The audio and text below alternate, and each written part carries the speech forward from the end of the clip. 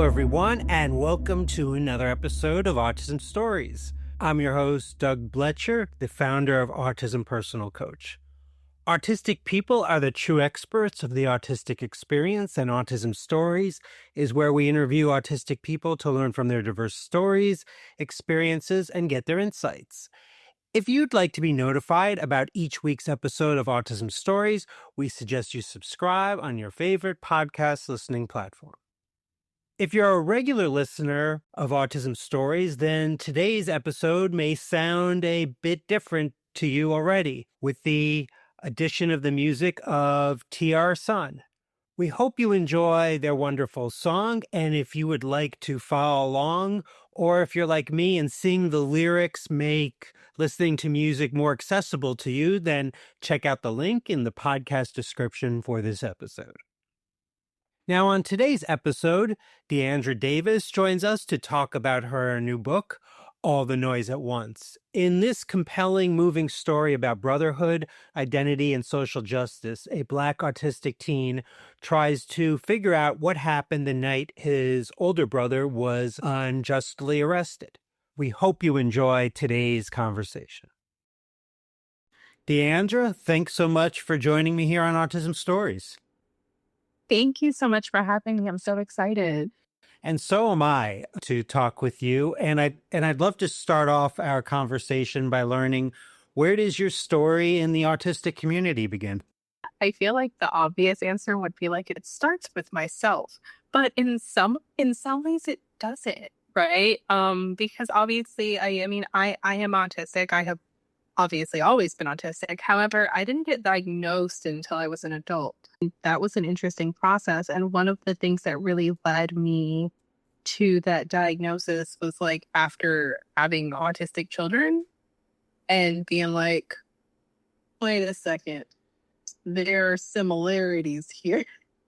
Right? It's like you see it and you're like, interesting. So if you're telling me the things my child is doing are autistic things, what does that mean about the things that I'm doing? Right. And so in some ways it started with my kids and then me coming to kind of those realizations of like, there are a lot of very, very, very obvious similarities here. Maybe I need to go, get myself figured out. And of course, lo and behold. And then of course that gives you so much clarity, right? To look back and be like, that makes a lot of sense. And that makes a lot of things that I have dealt with make a lot of sense. But yeah, and so I guess like in terms of like the autistic community, that's what it is for me, right? It's very family oriented thing. It started with my kids and then it made me realize that it has always been something that I have experienced and been dealing with. But I also think it was very freeing to find this out because I think that it allowed me to kind of unmask a little bit. Because I had been doing so much high masking that had been exhausting me. And I processed like in realizing what that was, I could kind of let down some of those layers and stop exhausting myself so much. So yep, I would say that that's where it started for me. Now, I recently had the absolute pleasure to read a book you wrote, All the Noise at Once, which will be released on April 15th. I think it's a beautifully written novel of an autistic lead character. And in many instances, I had to pause reading as it impacted me emotionally in probably the most positive way possible, as is the case, I find, whenever I experience an authentic autistic character in fiction. So what are some important things for you to think about when autistic characters are written? When I'm writing an autistic character, I think obviously authenticity comes first. And so I think one of the most important things is how can I put to words the things that I'm feeling, right? Like how can I find the words to describe the experiences, the sensations, right? The things that I feel, the way that my mind works, what I'm dealing with on a daily basis. I think that's the most important thing for me first, because I think like in finding the right words for it, and then thinking about how can I express this in a way that feels both true to other people who may also feel this way, while also feeling clear to people who have never felt this way.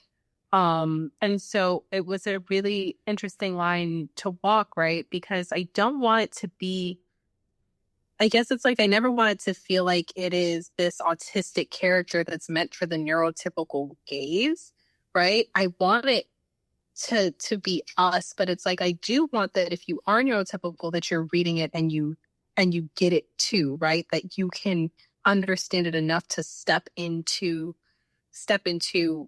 how an autistic person feels for a little bit and say like, wow, maybe I've never felt that way, but I get it now, right? Or I understand that a little bit more now, or I can see that side a little bit more clearly now. And so I think that that's the most important thing for me when I'm going into writing an autistic character is how can I bring us onto the page in the truest way possible, but also the clearest way possible for other people to really get us. Because I think that so many times, especially, and I'm not saying this of books. I think the one thing that I've seen lately, especially, which is so exciting, is to really see autistic people writing autistic characters. And that has made me so happy, right? To see more autistic people truly representing ourselves rather than people writing about us. Because especially like popular media, especially like TV shows, I think that you see so much that it is a lot of people who are not autistic writing about autistic people. And those are not my favorite depictions in the world. And so I think that it is really, really important to really have that authenticity and that trueness on the page, I think, first and foremost. Now, one of the aspects of All the Noise at Once that I really loved was the relationship with the lead character had with his sibling. When thinking about the support that we get from our loved ones as autistic people, what are some of the most important things you think they can do to honor, love, and respect us? That, first of all, is such an amazing question. And I think almost that question ties at the heart of something that I was trying to, honestly, just trying to get at the heart of in the book, right? Is how can the people around us do those things?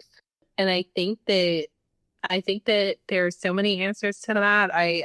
What comes to mind first is like I was just recently at a conference where they asked us to read, a part from the book.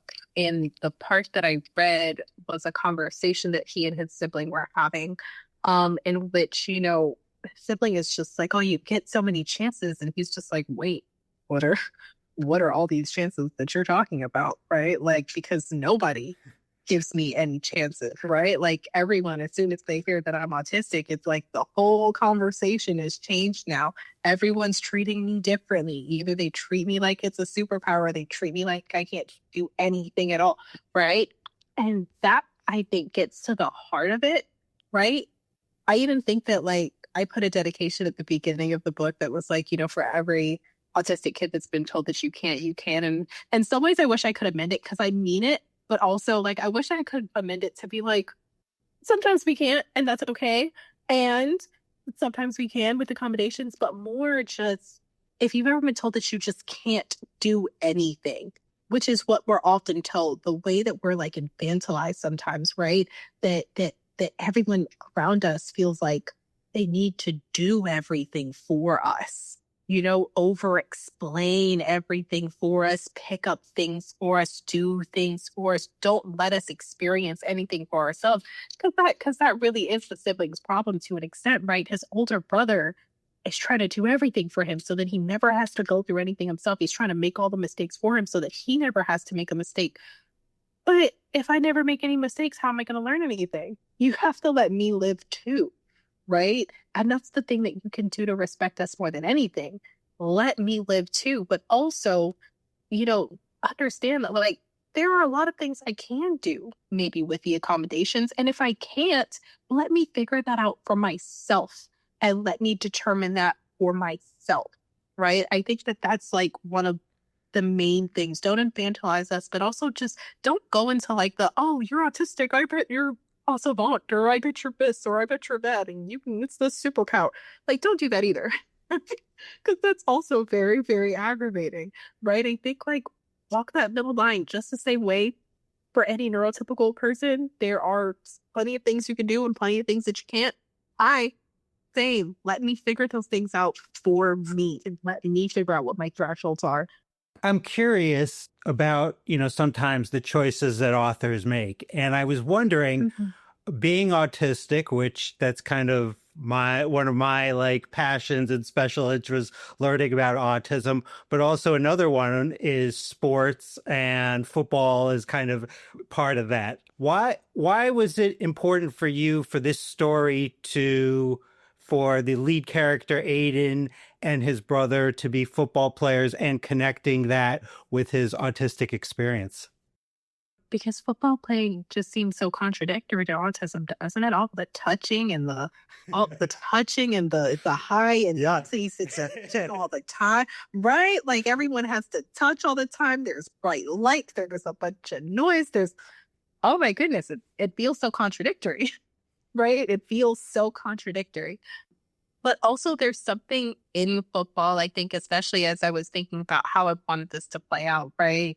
There's a togetherness in football that I think is really interesting that I really wanted to explore too. I'm like one of those people. I'm a little bit like I don't want to sit here and say, well, I'm so into sports because there are some sports I don't like. And if you ask me about them, I have no idea what you're talking about. But I do like football.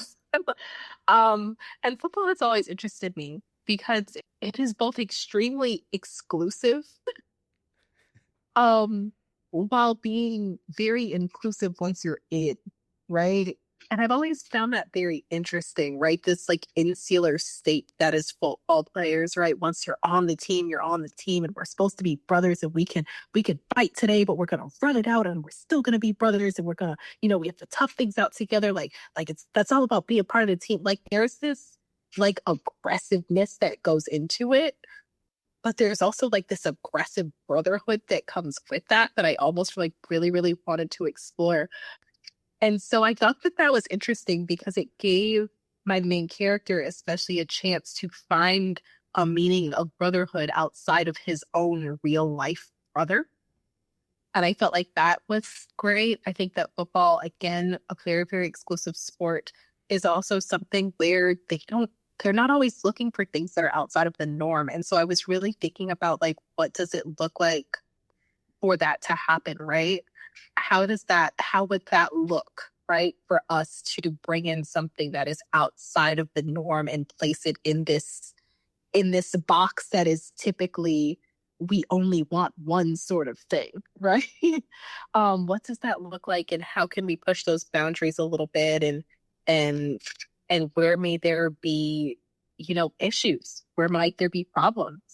I think that that was just a really, really interesting question for me to think about and for me to explore and for me to want to put on paper, to look at both the goods and the bads kind of the sport, in an honest way and through a different lens than what I think other people typically look at it with. And then I think I also wanted to have kind of those conversations too about like, it happens to a lot of athletes, but I think I mostly know about it as it pertains to football players, right? Like what happens when you can't play the sport you love, and the ways in which that mentally impacts people, because that is a huge thing that really, really hits athletes. Like if something unexpected comes through and stops them from being able to play the sport, it really messes them up. It really messes them up. And I really wanted to explore that. So I think that there were just so many reasons why I was like, yeah, this needs to be football. But it definitely started with that idea of it just being completely contradictory to what my main character should want to be around, right? Like he should want to be nowhere near a football field. And yet, here we are. Yeah. Absolutely. And the lead character, Aiden, and his parents, well, I love the whole family dynamic throughout, how it played out throughout your book. But Aiden and his parents had what I would say it was a really poignant conversation on being Black and autistic near the end of the book. What do you hope people take from reading your story, not just about the lead character, but about this entire family's story? I think that it's so important to understand that with any sort of disability, if you have a caring family, I'll say that, right? It's because sometimes you might sometimes you might not end up in the best situations, but most of the time, right? If you're in a caring family, it doesn't only impact that person, it does very, very much impact the way everyone lives and the way and the decisions that everyone makes. And that doesn't mean that it's a burden. It just means that we do have to look at the world differently. And I think it's one of those things where, because it's like, obviously, when you have a disability, you learn to look at the world differently because you have to view the world through your disability. Like, you don't have a choice, right? It's not something that you can separate from yourself. And it is something that it's always, always, always going to color the way that you're moving through life, right? But the thing is, any truly caring family, it also does the same thing to them. It makes them think a little bit deeper about how the person that they care about has to move through the world and what things they can do to mitigate that, or things that they can do to consider that and say, okay, well, I have an autistic kid. Maybe I don't want them to have to ride the school bus, or I don't want them to have to do this, or I don't want them to have to do that. So maybe I'll set it up so I can live close enough to a school that they can walk, or I can drop, or maybe I'll get a job where I can drop them off and pick them up, or whatever those decisions may be. They may look different for everyone, right? But decisions like that do get made, right? And I think I did want to show that, right? The different ways in which, like, Aiden's family, they they're definitely not perfect. They make mistakes, but they do think about those things to the best of their ability. They are trying, and sometimes they fall short. Sometimes, they're guilty of babying him a little bit too much. But most of the time they are doing their very, very best to think, how can we put him in the best situation possible? And also realizing that I think the one thing that they've realized as a family, right, is typically, and this is the one thing I wish the world would realize, right? When you think about making the world a better place for people with disabilities, it typically makes the world better for everyone in general, right? Like, a universally accessible world doesn't just help us, it helps everyone, truly. And I think that that is one of the things that that they come to realize, right? Like, the benefits, for even though they start their decision making thinking about their son who is autistic, it also benefits the entire family at the end of the day, or it's just something that positively can impact the entire family. And so it's really, really complicated altogether. But I do think that it is one of those things where I do want people to think about that, right? The ways in which, we all make decisions, and the ways in which you can consider people who have less access than you, and think about maybe how that access can be increased and how it can also, benefit other people. It doesn't just benefit us, right? It benefits everyone. And so I do like people to think about, the ways in which we can all think about making a universally accessible world and making those decisions for people around us, even if we're neurotypical and or not disabled.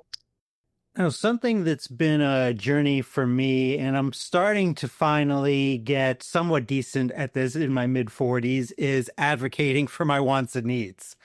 One of the themes of this story was the main character learning to do that for himself. What's been some things for you that have helped you to become a better advocate for yourself? Ooh, I am still figuring that one out. All right. Still figuring that one out. No, I do think I'm getting better.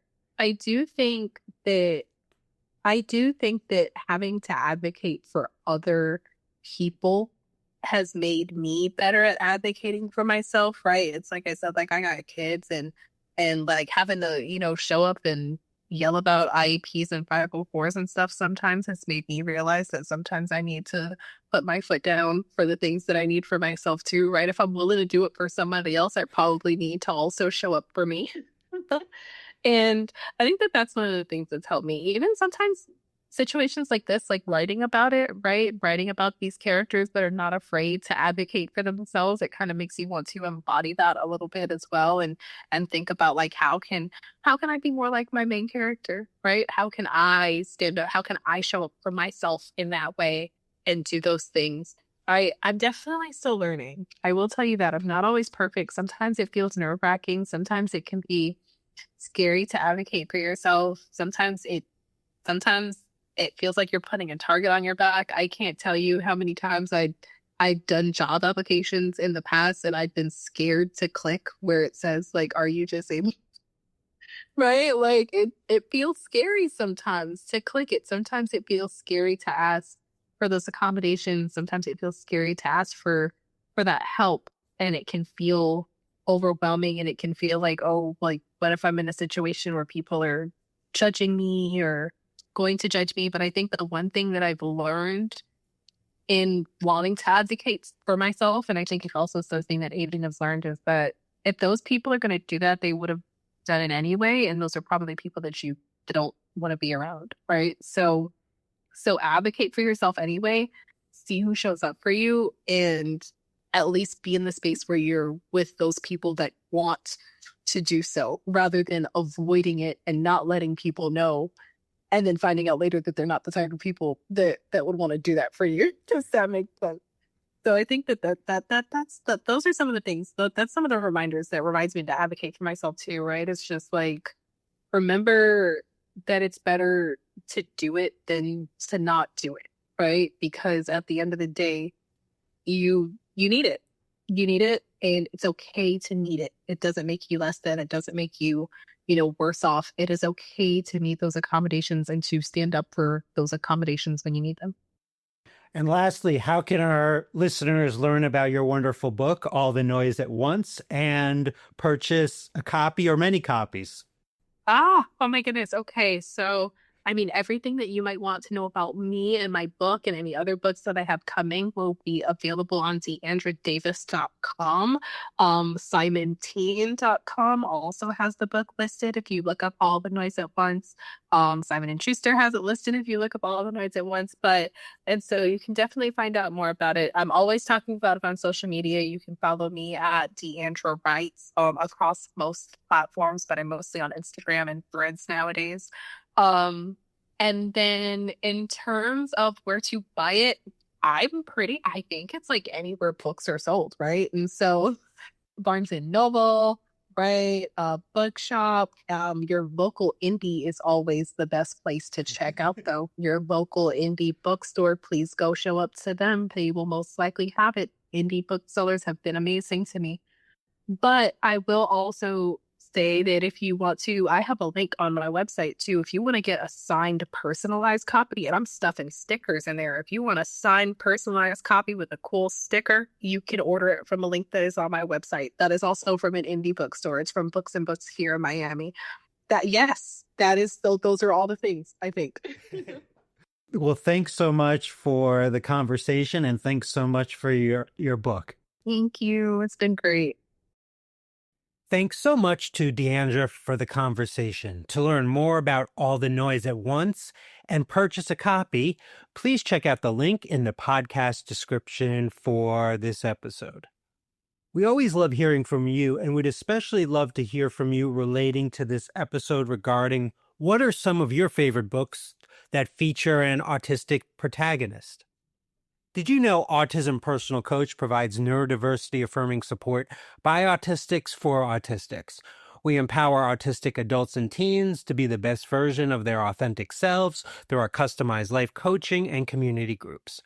We also support parents and partners of autistic people by providing insights and guidance to bridge communication gaps and nurture mutual understanding. So please visit autismpersonalcoach.com to begin your experience of judgment-free coaching rooted in empathy, expertise, and respect for autistic identity. Until next time, I'm Doug Bletcher of Autism Personal Coach. Talk to you then.